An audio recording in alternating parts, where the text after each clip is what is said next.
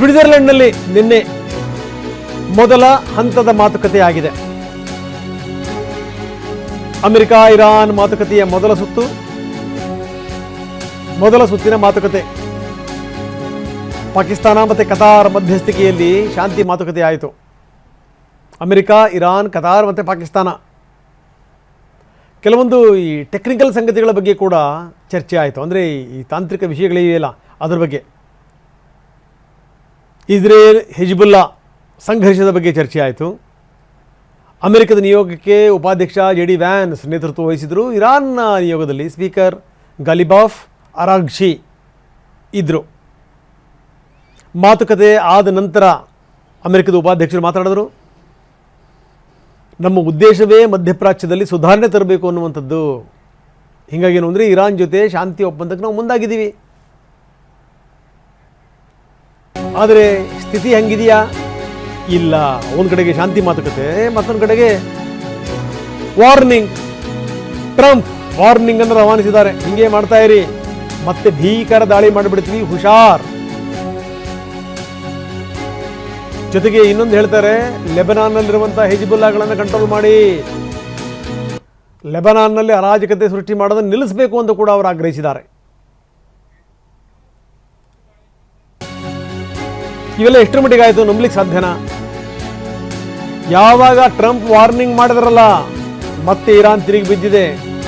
ಮಾತುಕತೆಯನ್ನು ಅರ್ಧಕ್ಕೆ ನಿಲ್ಲಿಸಿ ಹೊರಟಿದ್ದಾರೆ. ಅಮೆರಿಕದ ನಿಯೋಗದ ಮುಂದೆ ನಿನ್ನೆ ಇರಾನ್ ತನ್ನ ತೀವ್ರ ಆಕ್ಷೇಪವನ್ನು ವ್ಯಕ್ತಪಡಿಸಿದೆ. ನೋಡಿ, ತೋರಿಸ್ತಾ ಇದ್ದೀವಿ. ಫೋಟೋಕ್ಕೂ ಕೂಡ ಪೋಸ್ ಕೊಡಲಿಲ್ಲ ನಾಯಕರು.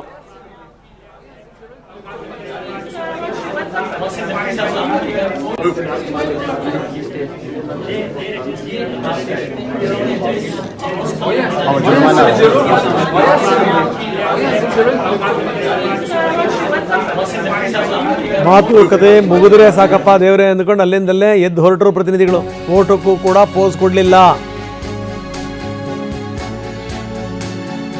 ಇನ್ನು ಇರಾನ್ ಅಧ್ಯಕ್ಷರು ಅಚ್ಚರಿಯ ಹೇಳಿಕೆಯನ್ನು ಕೊಟ್ಟಿದ್ದಾರೆ. ಅಮೆರಿಕ ಇರಾನ್ ಜೊತೆ ತನ್ನ ನಿಲುವನ್ನು ಬದಲಾಯಿಸಿಕೊಂಡಿದೆ. ಏನಿಲ್ಲ ಅಂದ್ರೂ ಕೂಡ 180 ಡಿಗ್ರಿ ಬದಲಾಗಿದೆ. ಇರಾನ್ ಯಾವುದೇ ಮಿಸೈಲ್ ಹೊಂದಬಾರದು ಅಂದರು. ಜೊತೆಗೇನು ಅಂತಂದರೆ ನಮ್ಮ ಹಣಕಾಸಿನ ಸ್ಥಿತಿಗತಿಗಳು ಬಿಡುಗಡೆ ಮಾಡಬೇಕಾಗಿರೋದನ್ನು ಬಿಡುಗಡೆ ಮಾಡ್ತಾ ಇಲ್ಲ, ತೊಂದರೆ ಕೊಡ್ತಾ ಇದ್ದಾರೆ.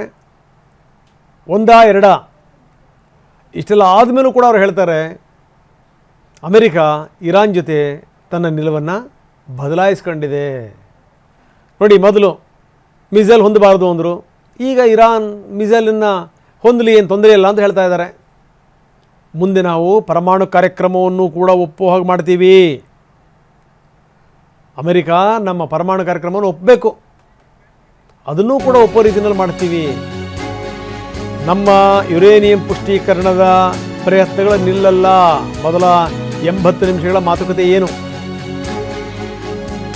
ಪರಮಾಣು ಕಾರ್ಯಕ್ರಮದ ಬಗ್ಗೆ ಯಾವುದೇ ಚರ್ಚೆ ಆಗಿಲ್ಲ.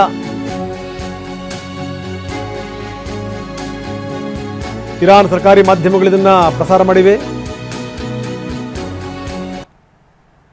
ಯಾವ್ಯಾವ ವಿಚಾರಗಳ ಬಗ್ಗೆ ಚರ್ಚೆ ಆಯಿತು? ಲೆಬನಾನ್ನಲ್ಲಿ ಏನೇನಾಗ್ತಾ ಇದೆ ಅದರ ಬಗ್ಗೆ ಚರ್ಚೆ ಆಯಿತು.